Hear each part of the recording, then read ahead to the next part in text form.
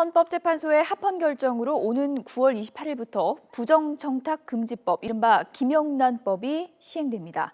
적용을 받는 대상만 400만 명 정도인데요.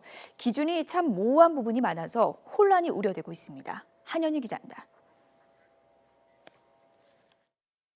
일시적으로 어려움을 겪는 분야가 있더라도 부패의 원인이 되는 부정청탁과 금품수수 관행을 방치할 수 없다.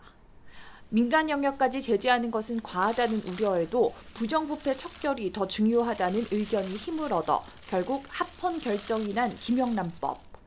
오는 9월 28일부터 시행되는 김영란법의 직접 적용 대상은 공무원과 사립학교 교원, 언론인과 그 배우자 등 모두 400만 명에 이릅니다.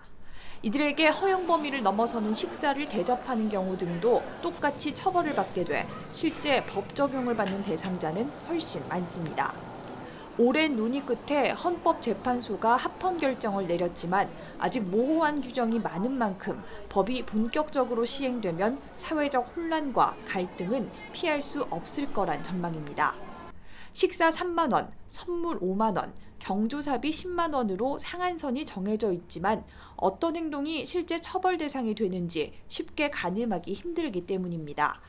예를 들어 식사 자리에서 누군가는 술을 마시고 누군가는 마시지 않았을 때 비용을 어떻게 계산해야 할지, 어떻게 술을 마시지 않은 사실을 증명할 수 있을지 등의 문제가 제기되고 있습니다.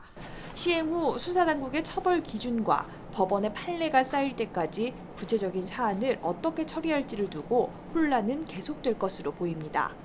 또 실제 법 위반자가 나오면 이들이 재판을 받는 과정에서 위헌법률 심판을 제청해 또다시 위헌 시비가 불거질 가능성도 있습니다. 이렇게 되면 헌재가 다시 해당 조항에 대한 위헌 여부를 심리해야 합니다. 이런 가운데 검찰은 수사 기준을 정립하고 법 시행 이후 신고되는 사건을 처리하기 위해 전담팀을 만드는 방안을 논의하고 있습니다. YTN 한현입니다.